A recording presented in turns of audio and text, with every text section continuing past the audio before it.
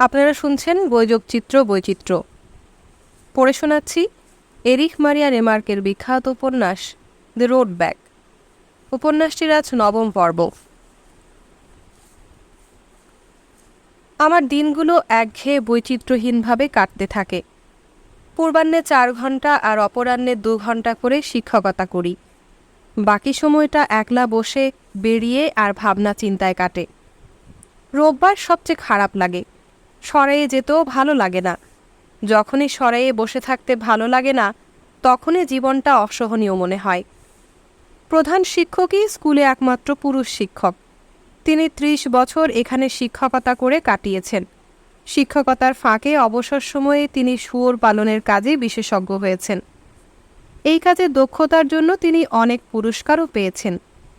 শুয়োর পালনের বিষয় ছাড়া অন্য কোনো বিষয়ে তার সঙ্গে আলাপ হয় না। তার সঙ্গে দেখা হলেই আমি পালিয়ে বাঁচতে চাই। আমার মনে ভয় জাগে যে একদিন আমিও তার মতন হয়ে যাব। একজন মহিলা শিক্ষিকাও আছেন, মধ্যবয়স্কা ভালো মানুষ, কিন্তু মন্দ ভাষা শুনলে তিনি ক্ষেপে যান। তাছাড়া তার সাহচর্য মনে কোনো প্রেরণার সঞ্চার করে না। উইলি আমার চেয়ে সুখে সময় কাটাচ্ছে। সে গাঁয়ের বিবাহ অনুষ্ঠানে, নামকরণ অনুষ্ঠানে বা যে কোনো অনুষ্ঠানাদিতে সম্মানিত অতিথি হিসেবে যোগদান করে। ঘোড়ার রোগ হলে বা গায়ে বাচ্চা না দিলে সে কৃষকদের উপদেশ দেয়, সহায়তা করে। সন্ধ্যায় তাদের সঙ্গে সরাইয়ে বসে তাস খেলে। কিন্তু আজকাল আমার সরাইয়ে বসে থাকতে ভালো লাগে না, তাই একলাই ঘরে বসে থাকি। কিন্তু দীর্ঘকাল নিঃসঙ্গ থাকলে অদ্ভুত ভাবনা চিন্তারাশি ঘরের নির্জন কোণ থেকে আমার সামনে আবির্ভূত হয়। পাণ্ডুর মুখ আর ক্ষয়িষ্ণু হাত আমাকে ইশারায় ডাকে, ভীতি প্রদর্শন করে। অতীতের ভুতুরে ছায়ামূর্তিগুলো নতুন রূপ ধরে আসে। পাণ্ডুর চোখহীন মুখাবয়বগুলো স্মৃতি আমার সামনে আবির্ভূত হয়ে আর্তনাদ করে, অভিযোগ জানায়। এক রোববারের বিষণ্ণ সকালে তাড়াতাড়ি ঘুম থেকে উঠে জিনিসপত্র গুছিয়ে অ্যাডলফের সঙ্গে সাক্ষাৎ করার মানসে স্টেশনে যাই। সদিচ্ছা বটে, একজন প্রিয় বন্ধুর সাহচর্যে নিরানন্দময় রোববারটা কাটিয়ে আসব। অপরাহ্নে তার বাড়িতে গিয়ে পৌঁছি। বাড়ির সদর দরজায় ধাক্কা দিতেই তার কুকুরটা ঘেউ ঘেউ করে। আমি ফল গাছগুলোর ফাঁক দিয়ে এগিয়ে যাই। অ্যাডলফ বাড়িতেই আছে, তার স্ত্রীও সেখানে উপস্থিত। কিন্তু অ্যাডলফের সঙ্গে করমর্দন করতেই তার স্ত্রী অন্তর্হিত হয়ে যায়। আমি আসন গ্রহণ করি, অ্যাডলফের সঙ্গে আলাপ করতে থাকি। একটু পরে অ্যাডলফ বলে, আর্নস্ট, আমার মনে হয় তোমার আশ্চর্য ঠেকছে, তাই না? কেন বলো তো? আমার স্ত্রীকে এখানে দেখতে পেয়ে? না, আমার মনে হয় অ্যাডলফ, এটা তোমার ব্যক্তিগত ব্যাপার। সে একটা ফলের বাসন এগিয়ে দিয়ে বলে, একটা আপেল খাও। আমি একটা আপেল নিয়ে তাকে একটা সিগারেট দিই। সে সিগারেটটা মুখে দিয়ে বলতে থাকে, আর্নস্ট, ব্যাপারটা এমনি করে ঘটে। আমি এমনি করে এখানে বসে বসে কয়দিনেই পাগল হয়ে উঠি। আমার মতো এমন নিঃসঙ্গ থাকলে নিজ গৃহ পর্যন্ত বিভীষিকাময় হয়ে দাঁড়ায়। তুমি ঘরে ঘরে পায়চারি করো, দেখতে পাবে তার একটা ব্লাউজ এখনও ঝুলছে, ওখানে তার সেলাই সরঞ্জামাদি পড়ে আছে। ওই চেয়ারটায় বসে সে সেলাই করত। তারপর রাত্রিতে তার সাদা ধবধবের শয্যাটা তোমার পাশে শূন্য পড়ে আছে। বারবার সে শয্যার পানে তাকিয়ে তুমি নিজের শয্যায় পড়ে গড়াচ্ছ। তোমার চোখে ঘুম নেই, তোমার মাথায় নানা চিন্তাভাবনা ঘুরছে, আর্নস্ট। আমি তা বিশ্বাস করি, অ্যাডলফ। তারপর অবশেষে ঘর থেকে বেরিয়ে যাও, মাতাল হয়ে একটা কিছু কুকাণ্ড করে বসো। আমি ইতিবাচক মাথা নাড়ি। টিকটিক করে ঘড়ির কাঁটা ঘুরছে, উনুনটা চটচট শব্দ করছে। তার স্ত্রী নীরবে ঘরে ঢুকে টেবিলের ওপর রুটি মাখন রেখে দিয়ে আবার বেরিয়ে যায়। বেথকি টেবিলের ঢাকনিতে হাতটা মুছে নেয়। হ্যাঁ আর্নস্ট, এখানে তারও এই অবস্থা। সে এই কয় বছরে এমনি করে বসে থাকত। সে শঙ্কায় অনিশ্চয়তায় এখানে শুয়ে থাকত, বিষাদক্লিষ্ট মনে সব শুনত, দেখত, আর তারপর অবশেষে অঘটন ঘটে গেল। প্রথমে সে যে এটা চায়নি তাতে সন্দেহ নেই, কিন্তু একবার যখন ব্যাপারটা ঘটে গেল, সে অসহায়ের মতন তা মেনে নিল। এমনি করে একটা ঘটনার পরম্পরায় অন্য ঘটনা ঘটে গেল। তার স্ত্রী কফি নিয়ে ঘরে প্রবেশ করে। তাকে স্বাগত জানাতে আমার ইচ্ছে হয়, কিন্তু সে আমার দিকে তাকায় না। তুমি নিজের জন্য 1 পেয়ালা আনলে না? অ্যাডলফ তার স্ত্রীকে শুধায়। রান্নাঘরে আমার কাজ বাকি রয়েছে। তার কণ্ঠস্বর কোমল গম্ভীর। আমি এখানে বসে আপন মনে নিজেকে বলতে লাগলাম, অ্যাডলফ বলে যায়, তুমি তো তাকে জ্বালিয়ে পুড়িয়ে ঘর থেকে বের করেছ, তোমার মর্যাদা পুনঃপ্রতিষ্ঠা করেছ। কিন্তু পরক্ষণে ভাবলাম, কিন্তু তোমার মর্যাদার পুনঃপ্রতিষ্ঠা তোমাকে কি সুখ শান্তি দিয়েছে? তুমি জানো ব্যাপারটা অকিঞ্চিতকর। তুমি এখন নিঃসঙ্গ, সম্মান বা অসম্মানে তোমার নিঃসঙ্গ জীবনে সুখানন্দ আসবে না। তাই আমি তাকে বললাম যে সে ফিরে আসতে পারে। যা হয়ে গেছে তাতে এমন কি হয়েছে? একজন ক্লান্ত মানুষ আমি, আর কয়টা বছর মাত্র বাঁচব। সেই ব্যাপারটা না জানলে তার জীবন আগের মতোই কেটে যেত। কেউ তা জানতে পারলে জীবনে কী ঘটত কে জানে। অ্যাডলফ তার চেয়ারের হাতায় তার আঙুলগুলো নিয়ে অস্থির চিত্তে খেলা করে। আর্নস্ট, একটু কফি খাও, মাখন রয়েছে। আমি পেয়ালায় কফি ঢালি, দুজনই কফি খাই। আর্নস্ট, তোমার জীবনটা কত সহজ, অ্যাডলফ ধীরে ধীরে বলে। তোমার বই পুস্তক আছে, তুমি শিক্ষিত, জীবনে যা প্রয়োজন সবই তোমার আছে। কিন্তু আমার জীবনে তো স্ত্রী ছাড়া কিছুই নেই। তার এই কথায় আমি সাড়া দিই না। আমি তাকে কথাটা বুঝিয়ে বলতে পারি না। যুদ্ধফ্রন্টে যে অ্যাডলফ ছিল এখন সেই অ্যাডলফ নেই, আমিও বদলে গেছি। এ সম্বন্ধে তোমার স্ত্রী কি বলেন? একটু পরে আমি তাকে প্রশ্ন করি। অ্যাডলফ তার হাত দুটো নামিয়ে বলে, সে কথা বলে কম, তার কাছ থেকে বেশি কথা বের করা যায় না। সে ওখানে বসে থাকে, আমার পানে শুধু চেয়ে থাকে। জবের জন্য পিড়াপিড়ি করলে সে শুধু কাঁদে, কথা বলে না। অ্যাডলফ পেয়ালাটা সরিয়ে দিয়ে বলে, একবার সে বলেছিল যে জীবনে নিঃসঙ্গতা থেকে মুক্তির আশাই সে এ কাজ করেছিল। আবার বলে যে এ কাজের গুরুত্বটা সে বুঝতে পারেনি। সে বুঝতে পারেনি যে এতে আমার প্রতি সে কোনো অন্যায় করেছে। সে ভেবেছিল আমিই বুঝে রূপান্তর গ্রহণ করে এসেছি। কিন্তু তার এ কথা বিশ্বাসযোগ্য নয়। এ ধরনের ব্যাপারে পৃথক উপলব্ধি নিশ্চয়ই সম্ভবপর। অন্যান্য ব্যাপারে সে ঠিক আছে। আমি একটুখানি ভাবি, ভেবে বলি, সে হয়তো বলতে চায় যে সে কী করছে তা ঠিক বুঝতে পারেনি, যেন সে স্বপ্ন দেখছিল। অ্যাডলফ, মাঝে মাঝে মানুষ অদ্ভুত স্বপ্ন দেখে। হতে পারে, কিন্তু এটা আমার বোধগম্য নয়। ব্যাপারটা অবশ্য দীর্ঘদিন গড়ায়নি, সে বলে। আর নিশ্চয়ই সে সেই লোকটার সঙ্গে কোনো সম্পর্ক রাখতে চায় না। আমি জানতে চাই। সে তো বলে যে সে এই সংসারেরই অঙ্গীভূত। আমি কতক্ষণ ভাবি, আর কি কথাই বা জিজ্ঞেস করা যায়। অ্যাডলফ, তোমার দিন কি আগের চেয়ে ভালো কাটছে? সে আমার পানে তাকায়। খুব বেশি ভালো নয় আর্নস্ট, তবে তাতে আশ্চর্য হওয়ার কিছু নেই। হয়তো পরে ভালো হবে, হয়তো সময়ে সব ঠিক হয়ে যাবে। তুমি কি তাই মনে করো না? তাকে দেখে শুনে মনে হয় না যে সে নিজেও তা বিশ্বাস করে। নিশ্চয়ই একদিন সব ঠিক হয়ে যাবে বলে আমি টেবিলের ওপর কয়েকটা সিগারেট রেখে দিই। আরও কতক্ষণ আলাপ করে আমি বিদায় নিই। বিদায় ফ্রবেত কি বলে আমি করমর্দনের জন্য হাত বাড়াই। বিদায় বলে হাত বাড়িয়ে দিয়ে তার স্ত্রী মুখ ফিরিয়ে নেয়। অ্যাডলফ আমার সঙ্গে স্টেশন পর্যন্ত আসে। প্রচণ্ড বাতাস বইছে। পথ চলতে তার পানে আমি আর চোখে চাই, আর ভাবি, ট্রেন যে বসে শান্তির কথা বললে সে সোনালি ভবিষ্যতের আশায় কত হাসত, আর এখন শান্তির ফলশ্রুতি কি দাঁড়িয়েছে। ট্রেন ছেড়ে দেয়। আমি জানলায় মুখ বের করে তাড়াতাড়ি বলি, অ্যাডলফ, আমি তোমাকে ঠিক বুঝতে পারি। তুমি জানো না আমি তোমাকে কত ভালো করে বুঝি। সে মাঠের ওপর দিয়ে একলা তার ঘরে চলে যায়। 10টার সময় খেলার ঘণ্টা পড়ে। উপরের ক্লাসে আমি 1 ঘণ্টা পড়িয়ে শেষ করেছি। 14 বছর বয়সী ছেলেরা আমাকে ধাক্কিয়ে উন্মুক্ত মাঠে ছুটে বেরিয়ে যায়। কয় মুহূর্তেই তারা সম্পূর্ণ বদলে গেছে। আমি জানলা দিয়ে তাদের পানে চেয়ে থাকি। তারা স্কুল ঘরের নিয়মানুবর্তিতা এক লহমায় ঝেড়ে ফেলে তারুণ্যের দুর্দমনীয়তায় মেতে উঠেছে। ক্লাসরুমে আমার সামনে বই খাতা নিয়ে বসে থাকা তাদের আসল রূপ নয়, এটা তাদের কৃত্রিম রূপ। 7 বছরের শিক্ষা তাদের বর্তমান পর্যায়ে দাঁড় করিয়েছে। সরল সংশয়মুক্ত মন নিয়ে উন্মুক্ত প্রান্তর, খেলাধুলা আর তাদের স্বপ্নঘেরা জীবন ছেড়ে কচি শিশুর মতন তারা স্কুলে প্রবেশ করেছিল। শিক্ষার সংস্পর্শে তাদের মন তখনও কলুষিত হয়নি। সহজ জীবনবিধি তখন তাদের কাছে একমাত্র সত্য ছিল।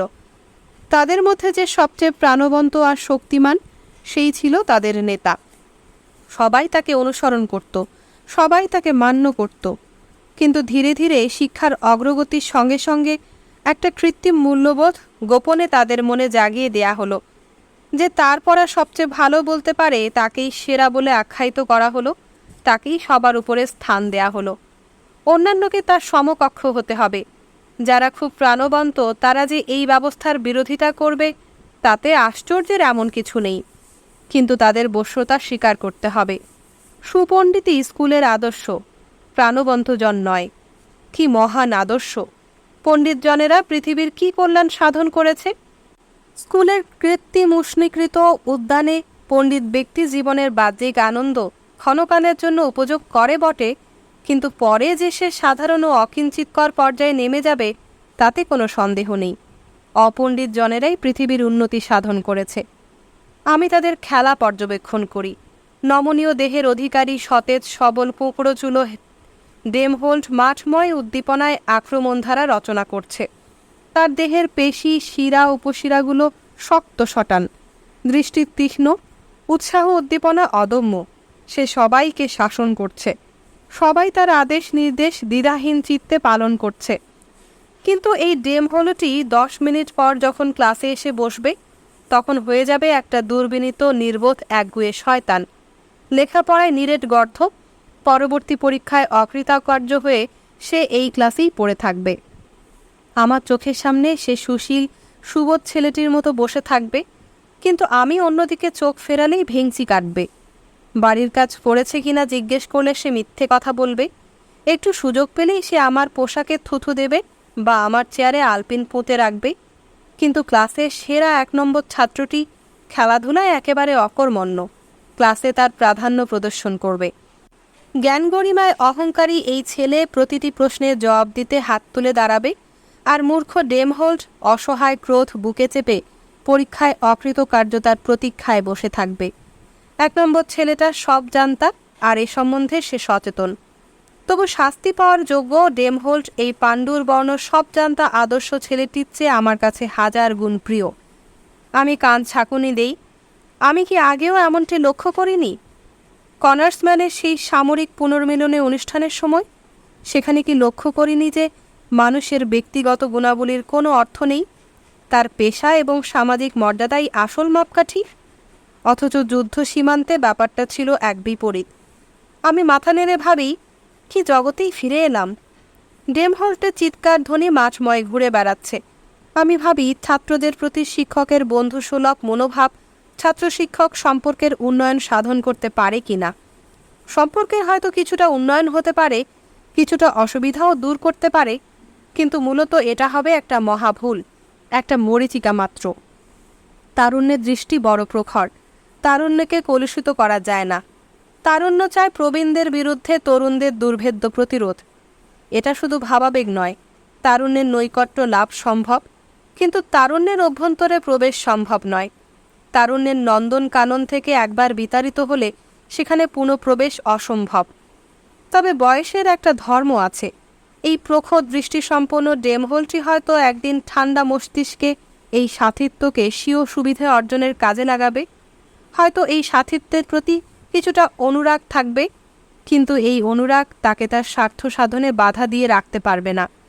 শিক্ষাবিদদের মধ্যে যারা মনে করেন যে তারা তরুণদের বুঝতে পারেন, তারা উৎসাহীর দল। তাদের অন্যরা বুঝুক, তরুণদের তা কাম্য নয়। তাদের সম্বন্ধে কেউ মাথা ঘামাক, তাও তারা চায় না। অন্যরা তাদের বুঝুক, এই সংক্রমণ থেকে তারা মুক্ত থাকতে চায়। যে প্রবীণেরা অযথা তারুণ্যের সাহচর্য চায়, তারা ছেলে মানুষের পোশাক পরে নিজেদের হাস্যাস্পদ করে তোলে। তরুণদের অনুভূতি আমরা বুঝতে পারি, কিন্তু তরুণেরা আমাদের অনুভূতি বুঝতে পারে না। আবার ঘণ্টা পরে শ্রেণীকক্ষের দরজার সামনে ডেমহোল্ট অনিচ্ছা সত্ত্বেও সারিতে এসে দাঁড়ায়। গায়ের পথ দিয়ে আমি অনাবাদী জলাভূমির দিকে যাই। উলফ আমার আগে আগে ছুটছে।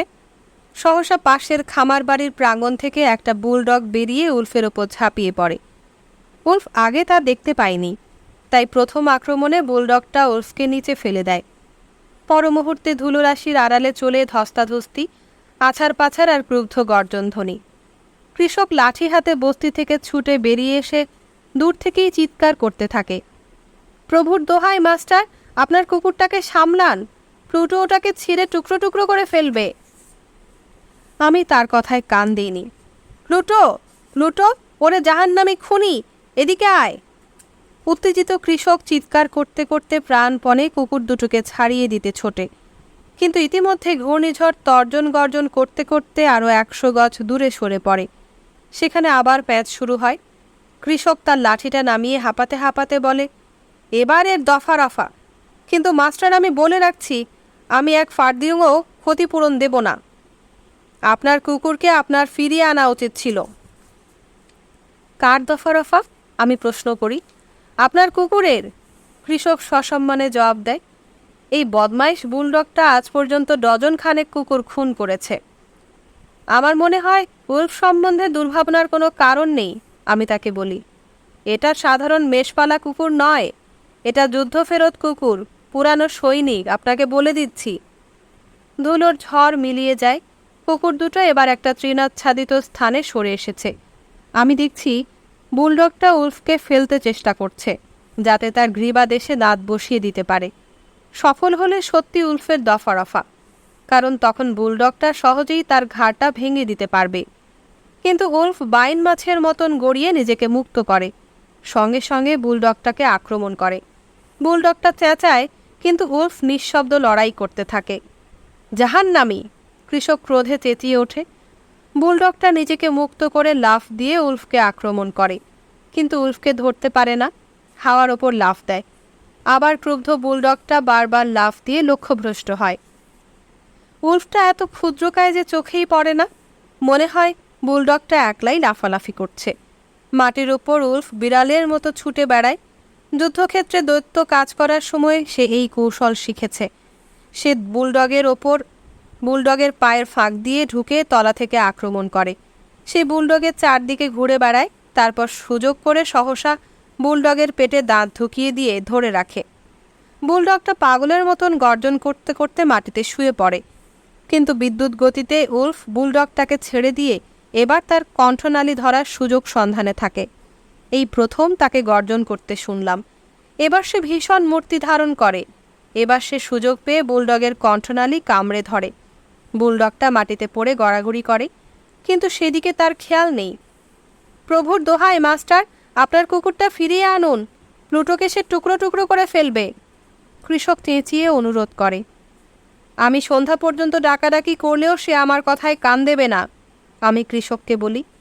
ভালোই হয়েছে, তোমার বদমাইশ প্লুটোর একটা শিক্ষা পাওয়া উচিত। বুলডগটা গর্জন করে আর কাতরায়। কৃষক লাঠি উঁচিয়ে তাকে সাহায্য করতে যেতে চায়। আমি লাঠিটা তার হাত থেকে কেড়ে নিয়ে তার জ্যাকেটটা ধরে ক্রুব্ধ কণ্ঠে বলি, তুমি কি ভাবছো? তোমার জারজটাই মারামারি শুরু করেছে। আর বাড়াবাড়ি করলে আমি নিজেই কৃষকের সঙ্গে লেগে যেতাম। কিন্তু আমি যেখানে দাঁড়িয়েছিলাম সেখান থেকে দেখলাম উল্ফ সহসা বুলডগটাকে ছেড়ে দিয়ে আমার দিকে ধাওয়া করে আসছে। ভেবেছে যে কৃষক আমাকে আক্রমণ করেছে, তাই সৌভাগ্যবশত আমি তার গতিরোধ করে দিতে পারলাম। নইলে আর বেশি কিছু না হোক কৃষককে একটা নতুন কোট কিনতে হতো। ইতিমধ্যে প্লুটো পালিয়ে নিস্তার পেয়েছে। আমি উল্ফের মাথা চাপড়ে শান্ত করি। পরাভূত কৃষক ততলিয়ে ততলিয়ে বলে, এ একটা শয়তান, সন্দেহ নেই। সে ঠিক কাজ করেছে, আমি গর্বভরে বলি। তার মধ্যে প্রাক্তন সৈনিক এখনও বেঁচে আছে।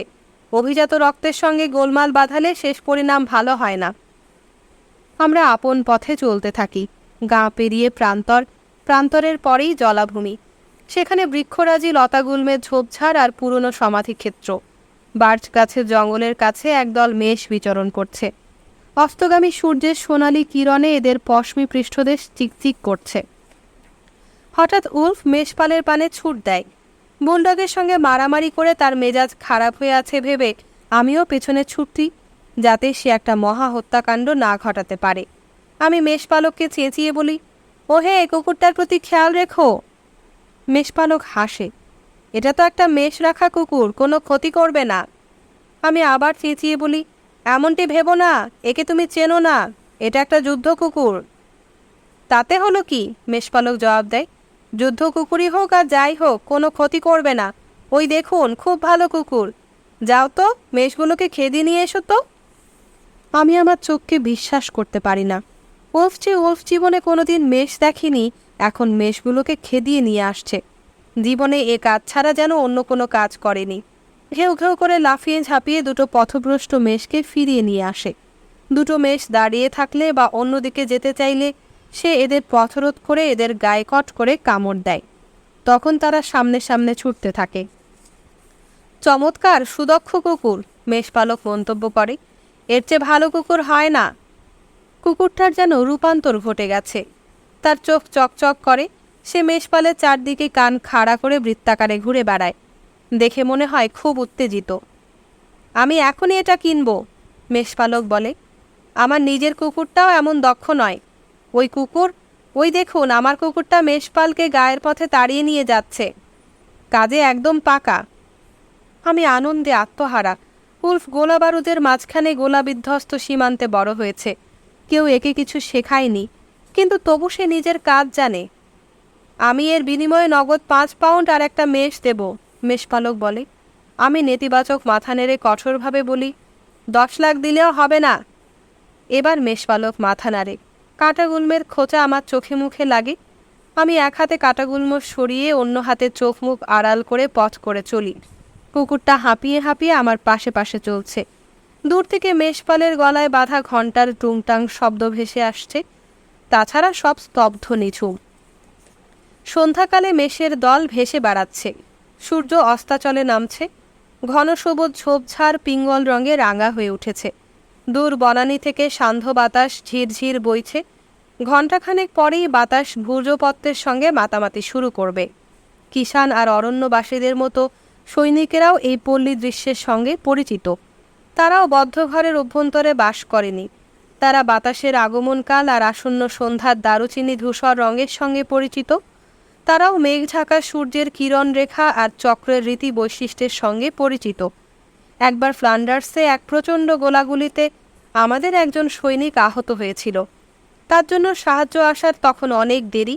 আমরা আমাদের কাছে যে সাহায্য উপাদান ছিল তা দিয়ে যথাসম্ভব তার ক্ষতস্থান ব্যান্ডেজ করলাম, কিন্তু কোনো ফল হলো না। তার রক্তপাত বন্ধ হলো না। রক্তপাতের ফলে সে মারা গেল। তার পিছনে সন্ধ্যাকালে সারাক্ষণ একখণ্ড মেঘ দাঁড়িয়ে রইল। সাদা সোনালি রক্তলাল বিরাট মেঘের পাহাড়টা অকারণ মাথা উঁচিয়ে স্তব্ধ হয়ে দাঁড়িয়েছিল। মৃত্যু পথযাত্রী সৈনিকটাও স্তব্ধ, রক্তরঙিন। দুজনের মধ্যে যেন কত নিবিড় আত্মীয়তা। তবু একখণ্ড সুন্দর মেঘ এমনি করে আপন ঔজ্জ্বল্য নিয়ে উদাসীন দাঁড়িয়ে থাকবে, আর একটা লোক এমনি করে পড়ে থেকে মৃত্যুর প্রহর গুনবে, তা আমার কল্পনাতীত। অস্তমান সূর্যের শেষ রশ্মি লতাগুল্মের ঝোপঝাড়গুলোকে ফিকে রক্তিম রঙে রাঙিয়ে দিয়েছে। জলাভূমিতে সারস পাখির কলরব শোনা যাচ্ছে। আমি উন্মুক্ত সমতল ধূসর জলাভূমির পানে চেয়ে থাকি। হোসেন্টের একটি বিশেষ অঞ্চলের প্রান্তরে রক্তরাঙা পপি ফুল ফুটে থাকত। আমরা এর নাম দিয়েছিলাম রক্তপ্রান্তর, কারণ বজ্রবিদ্যুৎ আর ঝড়ঝাপটার পর জায়গাটাকে সদ্য ঝরা তাজা রক্তের মতো দেখাতো। সেখানে এক রাত্রে পথ চলাকালে কোহলার উন্মাদ হয়ে যায়। সে তখন দুর্বল ক্লান্ত। চাঁদের জ্যোৎস্নায় তার ধারণা হয় যে জায়গাটা একটা রক্তহৃদ। সে তাতে ঝাঁপিয়ে পড়তে চায়। আমার দেহ শিউরে ওঠে। আমি উপরের দিকে তাকাই। এর মানে কি? এসব স্মৃতি এখন কেন বারবার আমার মনে উদয় হয়? সীমান্তে এমন হতো না। আমি কি সত্যি খুব নিঃসঙ্গ? ঘুমন্ত উলফও উত্তেজনায় মৃদুকণ্ঠে ঘেউ ঘেউ করতে থাকে। সেও কি তার সেই মেষপালের স্বপ্ন দেখছে? আমি অনেকক্ষণ তার পানে চেয়ে থাকি। তারপর তার ঘুম ভাঙিয়ে আমরা ফিরে যাই। আজ শনিবার। আমি উইলির কাছে যাই। তাকে জিজ্ঞেস করি সে রোববারে আমার সঙ্গে শহরে যাবে কিনা, কিন্তু সে এ কথায় মোটেই পাত্তা দেয় না। আমাদের কাল ভোজোৎসব আছে, আমি এ সুযোগ ছেড়ে দিতে পারি না। তুমি যাবে কেন? সে জানতে চায়। এখানে রোববারে থাকতে আমার ইচ্ছে হয় না, আমি জবাব দিই। আমি তোমাকে বুঝতে পারছি না যে তুমি এমন একটা ভালো খানাপিনার কথাও বিবেচনা করছো না, উইলি আপত্তির সুরে বলে।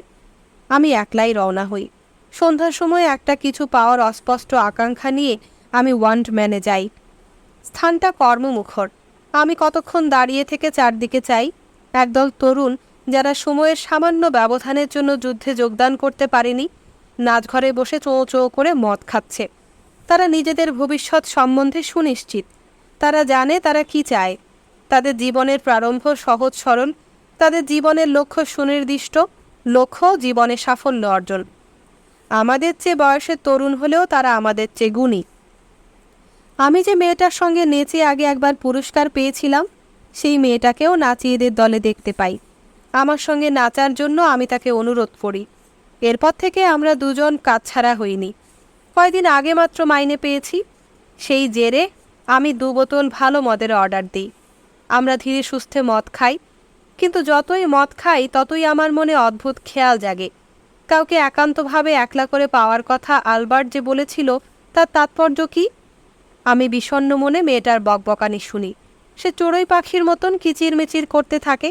সে জামা কাপড় সেলাইয়ের মজুরি, নতুন নাচ এবং আরও হাজার বিষয়ে বকবক করতে থাকে। সেলাইয়ের মজুরিটা যদি সামান্য বাড়ে, তবে সে রেস্তোরাঁয় খেতে পারত, সুখী জীবন যাপন করতে পারত। তার সহজ সরল জীবনের প্রতি আমার ঈর্ষা জাগে। তাকে প্রশ্নের পর প্রশ্ন করি।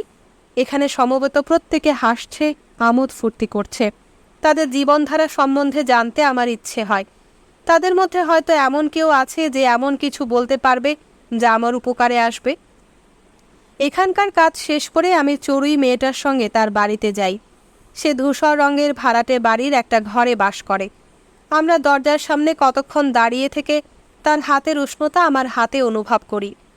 অন্ধকারে তার মুখে অনিশ্চয়তা দেখা দেয়। একটা মানুষের মুখে আর হাতে জীবন আর উষ্ণতা লুকিয়ে আছে। আমাকে তোমার সঙ্গে যেতে দাও, আমাকে ভেতরে যেতে দাও। আমরা নড়বড়ে সিঁড়ি বেয়ে অতি সাবধানে পা টিপে টিপে উপরে উঠতে থাকি।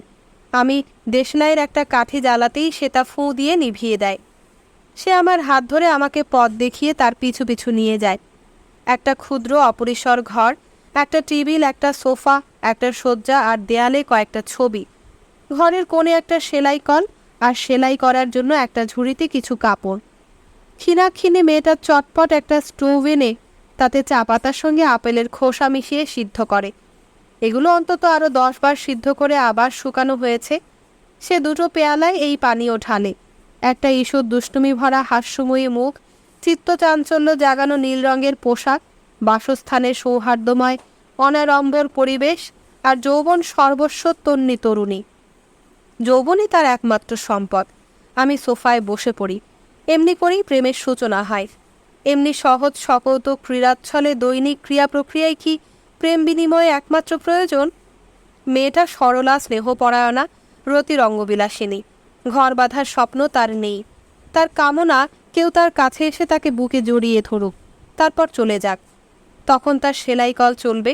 তার একজন ক্ষণিকের অতিথি আসবে। সে হাসবে, কাঁদবে, আবার সেলাই কল ভন ভন করে ঘুরতে থাকবে। সে একটা রঙিন আবরণ দিয়ে সেলাই কলটা ঢেকে দেয়। নিকেল আর লোহার তৈরি সেলাই কলটা তখন লাল নীল ফুলে আঁকা বস্তুতে রূপান্তরিত হয়। রাত্রির জীবন সম্ভোগের মুহূর্তে সে দিনের বেলার বিড়ম্বনাময় জীবনের কথা স্মরণ করতে চায় না। কেউ তাকে তা স্মরণ করিয়ে দেবে, তাও তার কাম্য নয়। হালকা নরম পোশাক পরে সে আমার বাহুবন্ধনে বন্দিনী হয়ে কুজন করে, ফিসফিস করে, বিড়বিড় করে, গুঞ্জরণ করে। তার দেহটা এমনই ছিপছিপে আর ওজনে হালকা এবং দেহবর্ণ এমনই ফ্যাকাশে অর্ধভুক্ত থাকে বলে তা হয়েছে যে কেউ তাকে অতি সহজে তুলে আর লোহার খাটে পাতা শয্যায় শুইয়ে দিতে পারে। কণ্ঠলগ্ন হয়ে থাকা অবস্থায় কি মধুর তার আত্মসমর্পণ। সে এবার দীর্ঘশ্বাস ফেলে। অধরে তার মৃদু হাসি ফোটে। একটা শিশু যেন চোখ বুজে আছে, শ্বাস ফেলছে, কাঁপছে, আধো আধো কথা বলছে। এবার সে গভীর নিঃশ্বাস ফেলে। সুখাতিশয্যের তীব্র অসহনীয় মধুর যন্ত্রণায় অনুচ্চ কণ্ঠে কাতরায়। আমি তার পানে তাকাই, বারবার তাকাই। তাকে মৌন কণ্ঠে প্রশ্ন করি, এটাই কি তবে সব? এটাই কি? মেয়েটা আমাকে কত মধুর নাম ধরে ডাকে। তার শরমরাঙ্গা মুখখানা আমার বুকে লুকিয়ে রাখে। তার কাছে থেকে বিদায়কালে প্রশ্ন করি, তৃপ্ত হয়েছ ছোট পাখিটি আমার? এই প্রশ্নের জবাবে সে আমাকে বারবার চুমু খায়, মাথা নাড়ে, হাত দুলিয়ে বিদায় সম্ভাষণ জানায়। সিঁড়ি বেয়ে নামতে নামতে বিস্ময়ে আমার মন ভরে যায়। সে তৃপ্ত। কত সহজে তৃপ্ত আমি তা বুঝতে পারি না। সে কি এমনি তার একটা জীবন নয় যে নিজকে নিয়েই মগ্ন, যার কাছে আমি আর কোনোদিন আসতে পারবো না? আমার বুকে প্রেমের জ্বলন্ত অগ্নিশিখা নিয়ে এলেও সে এমন স্বার্থ চিন্তায় মগ্ন থাকবে না? আহ প্রেম! এই প্রেমের মশাল গভীর গহ্বরে পড়ছে। গহ্বরের গভীরতা পরিমাপ করা ছাড়া অন্য কোনো কাজেই তার লাগবে না। আমি স্টেশন অভিমুখে যাত্রা করি। না, এটা প্রেম নয়, এটা কখনোই প্রেম নয়। এখানে এলে মানুষ আরও একাকিত্ব অনুভব করে। প্রদীপটা টেবিলের ওপর একটা আলোর বৃত্ত সৃষ্টি করে। আমার সামনে এক স্তূপ নীল খাতা, তার পাশে একটা লাল কালির বোতল। আমি খাতাগুলো পড়ে ভুলগুলো চিহ্নিত করি, তারপর টোস কাগজগুলো ভিতরে রেখে খাতাগুলো বন্ধ করি। তাহলে এই কি জীবন? এই অব্যাহত একঘেয়েমি আর শিক্ষকতার ঘ্যানর ঘ্যানর? কিন্তু এতে যে মন ভরে না। ভাবনা চিন্তা করার জন্য অনেক সময় হাতে থাকে। ভেবেছিলাম এই নিয়মিত কর্মসূচিতে আমার মন শান্ত হবে, কিন্তু এখন দেখছি তাতে মনে আরও অস্থিরতা জাগে। এখানকার সন্ধ্যাবেলাটা কত দীর্ঘ। আমি গোলাবাড়িতে হেঁটে হেঁটে যাই। আবছা অন্ধকারে গাভীগুলো জোরে জোরে শ্বাস প্রশ্বাস নিচ্ছে আর পা ছুটছে। তাদের পাশে একটু জায়গা নিয়ে গয়ালিনীরা বসে আছে। সাদা কালো গাভীর আড়ালে তারা একে অন্যের দৃষ্টিগোচর নয়। গোয়ালঘরে বাতাসে লণ্ঠনের প্রদীপগুলো কাঁপছে। গয়লানীরা গাভীগুলো দহন করছে। গাভীগুলোর মাঠ থেকে ক্ষীণধারায় বালতিতে দুধ পড়ে, আর নীল ব্লাউজের অভ্যন্তরে গয়লানীদের স্তনযুগল ঈষৎ দোলে। তারা মাথা তুলে সাদা ধপধপে দাঁত বের করে হাসে।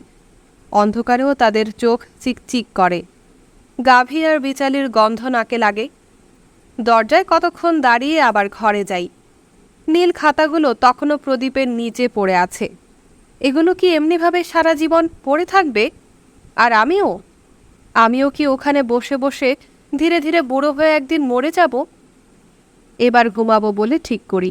রক্তিম চাঁদটা ধীরে ধীরে গোলাবাড়ির ছাদের ওপর ওঠে। আমার জানলার ছায়াটা ঘরের মেঝেতে পড়ে। চাঁদটা আরও উপরে উঠতে থাকে, আর ছায়াটাও সঙ্গে সঙ্গে সরতে থাকে। ছায়াটা হামাগুড়ি দিয়ে আমার বিছানার ওপর পড়ে। জানালার একটা অংশ আমার বুকের ওপর ছায়া ফেলে। লাল নীলের চৌকো ডোরাকাটা চাদরে ঢাকা বড় খাটিয়াটার ওপর আমি শুয়ে থাকি, কিন্তু ঘুম আসে না। মাঝে মাঝে আবার চোখ দুটো বুজে আসে, আর সঙ্গে সঙ্গে আমি যেন এক অসীম শূন্যতার মাঝে ডুবে যেতে থাকি। কিন্তু শেষ মুহূর্তে সহসা একটা ভীতি যেন আমাকে ঝাঁকি মেরে জাগিয়ে দেয়। তখন গির্জার ঘড়িটার ঢং ঢং শব্দ আমার কানে আসে। আমি বিছানায় ছটফট করি। অবশেষে বিছানা ছেড়ে আবার পোশাক পরি। জানালা দিয়ে উঠে কুকুরটাকে তুলে জলাভূমিটার দিকে যাই। মাথার উপর চাঁদ জলজল করছে, মৃদু বাতাস বইছে। সম্মুখে সমতল জলাভূমি পড়ে আছে। রেলওয়ের বাঁধটা আড়াআড়ি পড়ে আছে। একটা ঝোপের নিচে বসে থাকি। একটু পরে রেলপথের ওপর কয়েকটা সিগন্যাল বাতি চোখে পড়ে। রাতের ট্রেন আসছে। ট্রেনের হেডলাইটটা আকাশ রেখা পর্যন্ত আলো বিস্তার করে। রেল লাইনে মৃদু ধাতব ধ্বনি শোনা যায়। আলো রশ্মি আমার ওপরও পড়ে।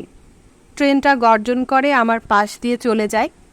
ট্রেনের জানালাগুলো আলোতে উদ্ভাসিত। এক মুহূর্তের জন্য গাড়ির কামরার অভ্যন্তরের মালপত্র আমার খুব কাছে দেখা দিয়ে মিলিয়ে যায়।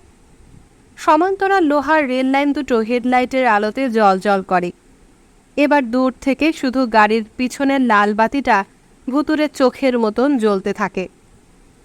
চাঁদটা আমার চোখের সামনে আস্তে আস্তে হলদে পাণ্ডুর হতে থাকে। আমি ঝোপঝাড়ের মাঝখান দিয়ে প্রদোষের আবছা নীল অন্ধকারে চলতে থাকি। গাছের পাতা থেকে বৃষ্টির ফোঁটা টুপটাপ করে আমাদের ওপর পড়ছে। গাছের শিকড় আর পথের বিক্ষিপ্ত প্রস্তরখণ্ডের সঙ্গে হোঁচট খেয়ে খেয়ে যখন বাড়ি ফিরি, তখন উপরে অরুণোদয় হয়ে গেছে। ঘরের প্রদীপটা তখনও জ্বলছে। আমি বেপরোয়া হয়ে ঘরের চারদিকে তাকাই। না, আমি এখানে লেগে থাকতে পারবো না। এমনি করে নিজকে বিলিয়ে দিতে হলে আরও 20 বছর বয়স বাড়াতে হবে। ক্লান্ত দেহে আমি আমার পরিহিত কাপড় চোপড় খুলতে থাকি। ভয়ঙ্কর বিরক্ত লাগে।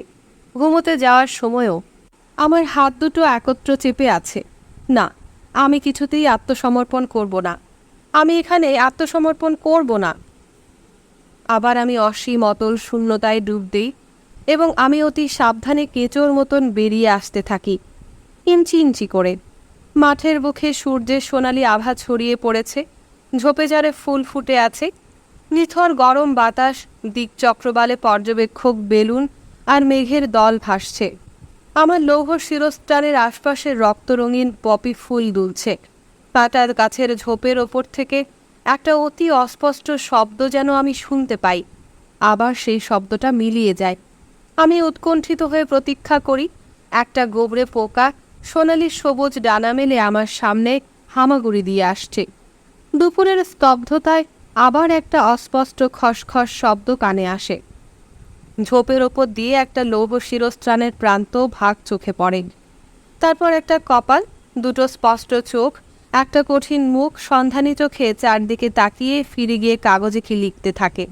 বিপদাশঙ্কামুক্ত মনে লোকটা নিকটবর্তী খামার আর পার্শ্ববর্তী অঞ্চলের মানচিত্রটা আঁকছে। আমি হাত বোমাটা অতি সন্তর্পণে উঠিয়ে পাশে রেখে দিই। তারপর হাত বোমাটার বোতাম টেনে কালো জাম গাছের দিকে নিক্ষেপ করে দ্রুত পদে নিজের পরীক্ষায় ফিরে আত্মগোপন করি। মাটির সঙ্গে দেহটা মিশিয়ে দিয়ে মুখটা তৃণাচ্ছাদিত মাটিতে লুকিয়ে শ্বাস প্রশ্বাস নিতে থাকি। বোমা ফাটার শব্দটা আকাশে বাতাসে প্রতিধ্বনিত হয়। বোমার টুকরোগুলো চারদিকে ছিটকে পড়ে। একটা তীক্ষ্ণ মর্মন্তুদ আর্তনাদ শোনা যায়। এবার দ্বিতীয় বোমাটা হাতে নিয়ে পরীক্ষা থেকে উঁকি দেই। ইংরেজটা খোলা ময়দানে পড়ে আছে। হাঁটুর জোড়া থেকে তার দুটো পা উড়ে গেছে, রক্ত ঝরছে। তার পায়ে পট্টি দুটোর বাঁধন খুলে ফিতের মতন লম্বালম্বি হয়ে পড়ে আছে। সে উপর হয়ে বাহুর ওপর ভর দিয়ে হামাগুড়ি দিচ্ছে আর মুখ হা করে চেঁচাচ্ছে। সে চারদিকে তাকিয়ে আমাকে দেখতে পায়। তারপর দুবাহুর ওপর ভর দিয়ে সিল মাছের মতো দেহের নিম্নাংশটা বহন করে আমার উদ্দেশ্যে চেঁচাতে থাকে আর তার ক্ষতস্থান থেকে রক্ত ঝরতে থাকে।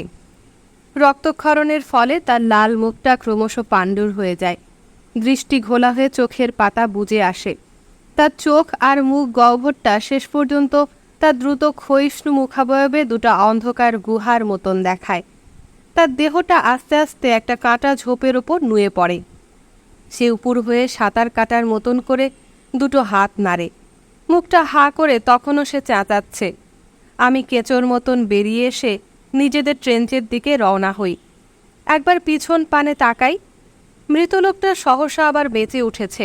সে সোজা হয়ে দাঁড়ায়, যেন আমার পিছনে ধাওয়া করতে চায়। আমি দ্বিতীয় হাত বোমাটা তার প্রতি নিক্ষেপ করি। বোমা লোকটা দেহ থেকে এক গজ দূরে পড়ে গড়িয়ে গড়িয়ে থেমে যায়। আমি সময় গুনতে থাকি, কেন বোমাটা ফাটছে না। মৃত ব্যক্তি এবার সোজা দাঁড়িয়ে আমাকে দাঁত দেখিয়ে ভেঙচি কাটে। পরবর্তী হাত বোমাটা তাকে লক্ষ্য করে আমি নিক্ষেপ করি। সেটাও লক্ষ্যভ্রষ্ট হয়। সে ইতিমধ্যে কয়েক পায়ে গিয়েছে। এবার সে হাঁটুর ওপর ভর করে আমার দিকে ছুটে আসছে, দাঁত বের করে হাসছে। তার বাহু দুটো আমার দিকে প্রসারিত। আমার শেষ হাত বোমাটা তার প্রতি নিক্ষেপ করি। এটা তার বুকের দিকে উড়ে যায়। সে হাত দিয়ে তা সরিয়ে দেয়। আমি পালিয়ে যাবার জন্য লাফ দিয়ে উঠি, কিন্তু আমার জানুদয় মাখনের মতন অবশ অকর্মণ্য হয়ে গেছে, কিছুতেই নড়ছে না। অতি কষ্টে আমি জানুদয় টেনে টেনে সামনে আনি। আমি আমার অনুসরণকারীর হাঁপানির আওয়াজ শুনতে পাচ্ছি।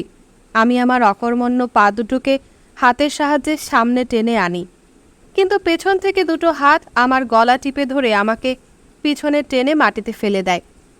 মৃত লোকটা আমার বুকের ওপর হাঁটু চেপে বসে আছে। যে পট্টিটা হ্যাঁচড়াতে হ্যাঁচড়াতে তার পেছনে পেছনে আসছে, সে সেই পট্টিটা আমার গ্রীবাদেশে জড়িয়ে পাক দেয়। আমি গ্রন্থিটা এড়াবার জন্য দেহপেশি শক্ত করি, মাথাটা সরিয়ে নেই, কিন্তু না, একটা ঝাঁকুনিতে আমার দম বন্ধ হয়ে আসে। আমি তীব্র যন্ত্রণা অনুভব করি। মৃত লোকটা আমাকে টেনে হেঁচড়ে একটা গহ্বরে ফেলে দেবে বলে নিয়ে যাচ্ছে। সে আমাকে গড়িয়ে গড়িয়ে গহ্বরে ফেলছে। আমি আমার ভারসাম্য হারিয়ে একটা কিছু আঁকড়ে থাকতে চেষ্টা করছি। আমি গড়িয়ে গড়িয়ে নিচে পড়ে যাচ্ছি, অতল গহ্বরে পড়ে যাচ্ছি। চিৎকার করছি, একটা কিছুর সঙ্গে আমার ধাক্কা লাগে। আমি চিৎকার করি। আমার চারদিকে খণ্ড খণ্ড অন্ধকার। আমার পাশে কি যেন একটা দ্রুম করে পড়ে। আমি সামনে যা পাই তারই ওপর আঘাত করতে থাকি আর চেঁচাতে থাকি। কে যেন আমার ওপর হুমড়ি খেয়ে পড়ে। আমি একটা রাইফেল কেড়ে নিয়ে নিরাপদ আশ্রয়ের সন্ধান করি। আমি রাইফেল কাঁধে তুলে ঘোড়া টিপি। কে যেন আমার নাম ধরে ডাকে, বীরখাউস, বীরখাউস। আমি লাফ দিয়ে উঠি। এই বুঝি সাহায্য এলো, এবার আমাকে মুক্ত হতে হবে। আমি মোচড় দিয়ে মুক্ত হয়ে দৌড় দেই। আমার হাঁটুতে আঘাত লাগে। আমি পড়ে যাই। এবার আলো দেখতে পাই, চোখ ধাঁধানো আলো। এখন শুধু আমার চিৎকার ছাড়া কিছুই নেই। কে যেন আমার নাম ধরে আবার ডাকে। সহসা সব থেমে যায়। খামার মালিক আর তার স্ত্রী আমার সামনে দাঁড়িয়ে। আমার দেহের অর্ধেকটা বিছানায় আর বাকিটা মেঝের ওপর পড়ে আছে। আমার হাতে একটা ছড়ি। আমি ছড়িটা রাইফেলের মতন ধরে আছি। আমার দেহের কোনো অঙ্গ থেকে নিশ্চয়ই রক্ত ঝরছে। তারপর দেখি যে কুকুরটা আমার হাত কাটছে। মাস্টার, খামার মালিকের স্ত্রী কম্পিত দেহে প্রশ্ন করে। মাস্টার, কি হয়েছে? আমি তার কথা বুঝতে পারি না। আমি কেমন করে এখানে পড়ে আছি? তাকে কর্কশ কণ্ঠে প্রশ্ন করি। মাস্টার, জেগে ওঠো, তুমি স্বপ্ন দেখছিলে। স্বপ্ন? এমন স্বপ্ন দেখা যায়? সহসা আমি হেসে উঠি। অট্টহাসি আমার শিরা উপশিরায় টান পড়ে। আমি এই হাসিতে যন্ত্রণা অনুভব করি। সহসা আমার হাসি মিলিয়ে যায়। সেই ইংরেজ কাপ্তানটা, আমি অনচ্ছ কণ্ঠে বলি, যাকে আমি। খামার মালিক তার আহত বাহুটা মালিশ করছে। তুমি স্বপ্নে বিছানা থেকে পড়ে গিয়েছিলে মাস্টার, খামার মালিক বলে। তুমি কোনো কথাই শুনোনি, আমাকে প্রায় খুন করেছিলে। আমি তার কথার অর্থ বুঝতে পারি না। আমি অত্যন্ত ক্লান্ত অভাগা। আমার হাতের ছড়িটা সরিয়ে আমি শয্যায় বসে পড়ি। কুকুরটা আমার দুপায়ের ফাঁকে আশ্রয় নেয়। আমি তার শয্যা গ্রহণ করি না। আমি গায়ে একটা কম্বল জড়িয়ে টেবিলে বসে থাকি। বাতিটা জ্বলুক। আমি অনেকক্ষণ এমনিভাবে বসে থাকি। একজন নিঃসঙ্গ সৈনিকই কেবল এমনিভাবে বসে থাকতে পারে। কতক্ষণ পর আমি ঘরের অভ্যন্তরে অন্য মানুষের উপস্থিতি অনুভব করি। আমার দৃষ্টিশক্তি আর উপলব্ধি ক্ষমতা ফিরে আসে। আমি সামান্য চোখ তুলতেই দেখতে পাই যে আমি ঘরের আয়নাটার মুখোমুখি হয়ে বসে আছি। আয়নার ভিতর থেকে একটা প্রতিবিম্ব আমার দিকে সামান্য তির্যক ভঙ্গিতে চেয়ে আছে। মুখে তার কালো ছায়া আর তার চোখের চারদিকে কালশিটের দাগ। এটা আমারই মুখাবয়ব। আমি উঠে গিয়ে আয়নাটা সরিয়ে ঘরের এক কোণে রেখে দিয়ে আসি। সকাল হয়, আমি ক্লাসে যাই। কচি বাচ্চারা জোর হাতে বসে আছে। তাদের চোখে মুখে শিশুসুলভ বিস্ময়। তারা আমার পানে এমনি প্রত্যয় নিয়ে চেয়ে আছে যে সহসা আমার বুকটা স্পন্দিত হয়। এই আমি লক্ষ্য দেউলিয়াদের অন্যতম। যুদ্ধ যাদের সমস্ত প্রত্যয় আর শক্তি ধ্বংস করে দিয়ে গেছে, তোমাদের সামনে দাঁড়িয়ে আছি। আমি এখানে দাঁড়িয়ে প্রত্যক্ষ করছি তোমরা আমার চেয়ে কত প্রাণবন্ত। সংসারের সঙ্গে তোমাদের সম্বন্ধ আমার চেয়ে কত নিবিড়। আমি এখানে তোমাদের শিক্ষক আর পথপ্রদর্শক রূপে দাঁড়িয়ে আছি। তোমাদের আমি কি শিক্ষা দেব? তোমাদের বলে দেয়া কি উচিত হবে যে আগামী 20 বছরের মধ্যে তোমরা শুকিয়ে পঙ্গু হয়ে যাবে? তোমরা স্বাধীন সক্রিয় অনুপ্রেরণা হারিয়ে নিষ্ঠুর নিষ্পেষণে ঠিক আমাদের ছাঁচে গড়ে উঠবে? আমি কি তোমাদের বলে দেব যে যতদিন মানুষ প্রভুর নামে আর মানবতার নামে গ্যাস, ইস্পাত, বিস্ফোরক আর অগ্নির সাহায্যে যুদ্ধ করবে, ততদিন পর্যন্ত শিক্ষা, দৃষ্টি আর বিজ্ঞান চর্চা একটা বীভৎস প্রহসন মাত্র? হে আমার কচিকাচার দল, যুদ্ধের এই কয়টা বছরে তোমরা যারা কলুষমুক্ত রয়েছ, তোমাদের তাহলে আমি কি শিক্ষা দেব? তোমাদের শিক্ষা দেবার কি যোগ্যতা আছে আমার? আমি কি তোমাদের এই শিক্ষা দেব যে কেমন করে হাত বোমা সলতে টানতে হয়, কেমন করে একটা মানুষকে লক্ষ্য করে নির্ভুলভাবে হাত বোমা নিক্ষেপ করতে হয়? আমি কি দেখিয়ে দেব কেমন করে মানুষের বুকে বেয়োনেট বসাতে হয়, কেমন করে তাকে মুগুরের আঘাতে ধরাশায়ী করতে হয়, কোদাল দিয়ে কেমন করে জবাই করতে হয়? আমি কি হাতে কলমে তোমাদের শিখিয়ে দেব কেমন করে নিখুঁতভাবে স্পন্দিত বুক আর জীবন্ত হৃৎপিণ্ড তাক করে রাইফেল ছুটতে হয়? আমি কি তোমাদের বুঝিয়ে দেব ধনুষ্টঙ্কার কাকে বলে, ভাঙা মেরুদণ্ড কী, এবং চূর্ণ বিচূর্ণ মাথার খুলি বা কী? আমি কি বিশদ বর্ণনা দিয়ে তোমাদের কাছে ব্যাখ্যা করব ইতস্তত বিক্ষিপ্ত মাথার মগজ দেখতে কেমন, চূর্ণ বিচূর্ণ অস্থি এবং দেহাভ্যন্তরে থেকে বেরিয়ে আসা পাকস্থলী কেমন দেখায়? আমি কি অনুকরণ করে দেখাবো পাকস্থলীর জখমি কেমন করে কাতরায়, ফুসফুসে জখমি কেমন করে গলগল শব্দ করে এবং মাথার জখমি কেমন করে চি চি করে? এর বেশি আমি কিছু জানি না, শিখিনি। আমি কি রঙিন মানচিত্রটার কাছে তোমাদের নিয়ে গিয়ে আঙুলের ইশারায় দেখিয়ে দেব যে অমুক অমুক স্থানে প্রেমের অপমৃত্যু ঘটেছে, মানুষের বুক থেকে প্রেম নিশ্চিহ্ন হয়েছে? আমি কি তোমাদের বুঝিয়ে দেব যে তোমাদের হাতের পুস্তকগুলোর জাল পেতেই পরিকল্পিত উপায়ে মানুষ তোমাদের ফাঁদে ফেলেছে, সুন্দর সুন্দর বাক্যবিন্যাসে তোমাদের জড়িয়েছে, মিথ্যে ধারণার কাঁটা বেড়ায় তোমাদের বন্দি করেছে? আমি তোমাদের সামনে দাঁড়িয়ে আছি, আমি অপরাধী, আমার দেহ মন কলুষিত। তোমাদের প্রতি আমার একটি মাত্র আবেদন, তোমরা যেমনটি আছো তেমনটি থাকো। তোমাদের শৈশবের উজ্জ্বল আলোক কোনো ঘৃণা বিদ্বেষের অগ্নিশিখারূপে অপব্যবহার হতে দিও না।